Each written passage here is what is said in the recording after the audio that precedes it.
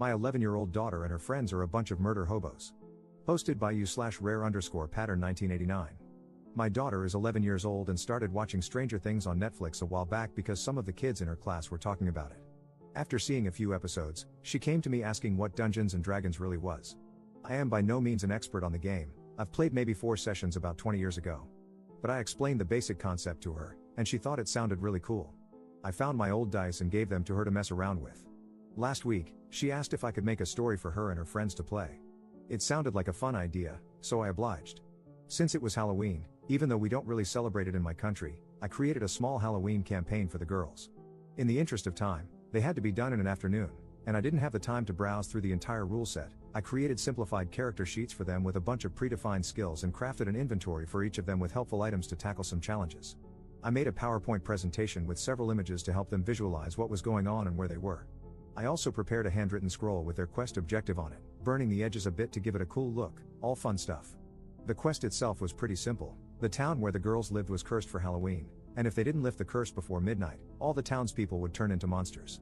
To prevent this, they needed to gather 3 ingredients from around the town and then head to the center of the haunted forest, where a witch would craft a spell to lift the curse.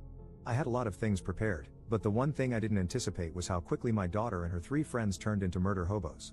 The first ingredient they needed was a bag of candy. Walking around town, they found a kid who had just gone trick-or-treating. First, they asked him nicely to hand over his candy. Of course, the kid said no, so I imagined they might use some gold or intimidate him into giving it up. Instead, the girl playing the wizard noticed that I had written fireball under the spells category on her character sheet. Quietly, she asked if she could burn the kid. The other kids immediately asked, "Wait, can she?" I told them they could do whatever they imagined. So, they burned the kid and took his candy. My daughter, feeling a little remorse, explained that she took a tiny urn to carry his ashes.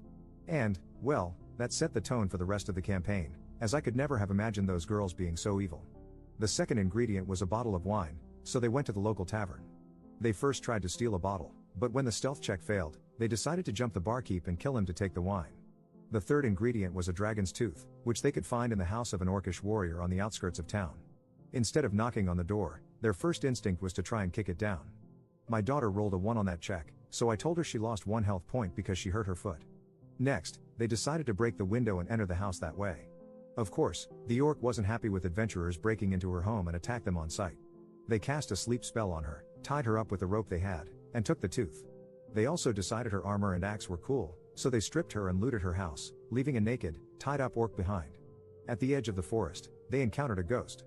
The idea was for the girls to discover that the ghost was afraid of the dark and help him quell his fears by using either the light spell on the wizard's sheet or a candle from the cleric's inventory. After some discussion, they noticed the ghost's image on my PowerPoint, a ghostly figure dressed in a white cloak.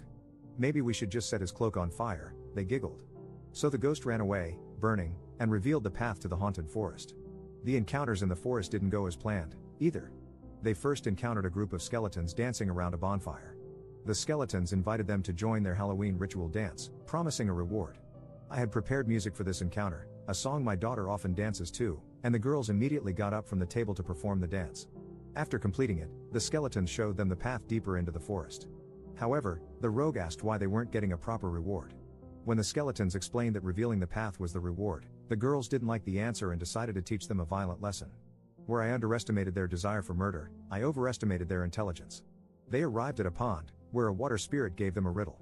Solving it would earn them a magical medallion to open a portal later in their quest. The riddle's answer was river, and I gave them multiple hints, emphasizing the water spirit. They still didn't get it, and when they were about to resort to alternative solutions, my wife, who had been listening in, yelled, "It's a river, you idiots." They giggled and happily accepted the medallion. Next, they encountered a giant crow who wanted some candy to feed her chicks. Unwilling to share, the crow was added to their fatality list. Then, the mage and cleric got trapped in a giant spider web. A giant spider attacked, and the rogue tried to free her friends by throwing her dagger. Each throw was a skill check, and she accidentally hit the cleric instead of the web. An epic battle ensued, culminating in my daughter mounting the spider and choking it with a rope. I let her roll for it, but when she succeeded, I explained that spiders have book lungs and don't breathe like mammals, so her plan didn't work.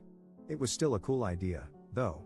They took a beating but eventually won, proudly burning the spider's corpse and carrying its ashes in another urn. Finally, they reached the magical portal. The medallion lit up, revealing a rebus puzzle. The solution was a phrase from a popular song in our country. It went over their heads until my wife glanced at it, gave them the answer, and they started singing to open the portal. Before meeting the witch, they faced a Trent protecting her. Initially, the idea was for the Trent to be persuaded by their noble deeds. However, given their chaotic actions, I changed it so the Trent demanded an explanation. The girls concluded, "He's made of wood, so we can set him on fire." Since we were running out of time, I played along, and a single fireball reduced the Trent to ash.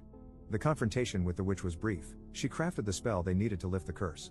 The girls returned to town, where they were celebrated as heroes for their bravery. My daughter later told me that everyone had a great time and laughed about it all day at school. She asked if I could create another campaign for them. Next time, I'll definitely incorporate consequences for their actions and make an action-packed story with more battles. For now, I'll start by rereading the rules to make the next campaign even better. Update 2 months later. So, a while ago, I posted about introducing my daughter and her friends to D&D and how they turned into full-on murder hobos. After their first game, the girls were over the moon and eager to play again. Word spread around their classroom, and suddenly, instead of 4 players, I had 6 girls to manage in my campaign. With my busy work schedule and the holidays, I didn't have as much time to prepare as I did for the first game. Still, I had a good idea of what I wanted to do and had incorporated the advice I got here to create a more action-packed experience for the group. However, things didn't go as planned, thanks to something I hadn't anticipated: another dad joining the party. The day before the game, my wife got a call from the father of one of the girls. He'd heard about the game from his daughter and was excited to join since he used to play D&D a lot when he was younger. I already knew him from school drop-offs, but our interactions had always been lukewarm. He's a single dad who, as my wife has mentioned multiple times, clearly has a thing for her. They work at the same company, and while he's not the type to act on it, he's shy and socially awkward in many ways. When I was younger, I was a huge geek, but marriage, kids, career growth, and new interests had watered that down over the years. While we're the same age, he's just as into geek culture as he was 20 years ago, and every conversation we've had revolves around the Minecraft world he's been building for years. Once the game started, he went into full hardcore role-playing mode and completely hijacked the session, much to the girls' dismay. I had prepared predefined character sheets and classes for the girls, complete with detailed explanations of their abilities, just like last time. The returning players started in the same inn where they'd previously murdered a boy on Halloween, with his mother now looking for him. They giggled about the situation, explaining it to the new girls. The plan was for the session to begin with a bar brawl against some drunken dwarves. Tensions were high, and some of the girls were already considering using a fireball, but the druid dad stepped in.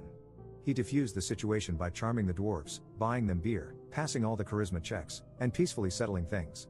Since my plan had been for the girls to find a quest-related note on one of the dwarves' mangled bodies, I had to improvise and introduced a mailman to deliver the note instead. The note invited them to meet someone at a house near the old watermill, promising a great adventure and information about a hidden treasure. Along the way, they were attacked by wolves, time for their first combat. Except, the druid convinced the wolves they meant no harm, bypassing the fight entirely.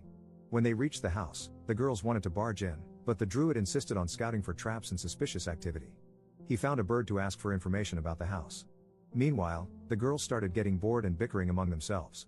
One girl said she threw a rock at another's head. When they found the front door locked, they climbed onto the roof, and one girl pushed another down the chimney. Inside, the druid took control again, methodically having the girls detect magic, traps, and hidden doors in every room. The slow pace frustrated the girls, who started losing interest. To make matters worse, when they fought among themselves, the druid gave a speech about teamwork. After painstakingly exploring the house, they found the book they were looking for. The next part of the journey involved crossing a hot wasteland, but instead of picking up the pace, the druid had them stockpile water and food for the trip. I tried to speed things up with an ambush by orcs seeking revenge for being mistreated in the previous campaign. But instead of engaging in combat, the druid demanded backstory, expressed empathy, and tried to resolve things peacefully. When more orcs arrived, he convinced the party to surrender and get captured. I had to come up with a dungeon storyline on the fly, but by that point, the girls had checked out. It was hard enough involving all 6 players, but with the druid monopolizing the game, the energy in the room died completely. The campaign ended abruptly, and everyone went home. Unlike the first session, there was no laughter or excitement. My daughter didn't even mention the game afterward, which was a stark contrast to the last time. I suspect that the druid dad inadvertently killed their interest in role-playing games altogether. What the girls wanted was a fun, action-packed adventure of kicking tail and taking names, but his complex role-playing and methodical gameplay completely derailed the experience. Op in the comments. I am just going to check with my daughter and see what she wants to do. With any other dad, it wouldn't have been much of an issue. You grab a beer out of the fridge during the toilet break, and it's solved in 30 seconds. I have never had any type of meaningful conversation with this guy, and unfortunately, out of all the girls at the table, can you guess which one has been best friends with mine for practically all their lives? I also don't want to be the one who accidentally causes a rift between those two.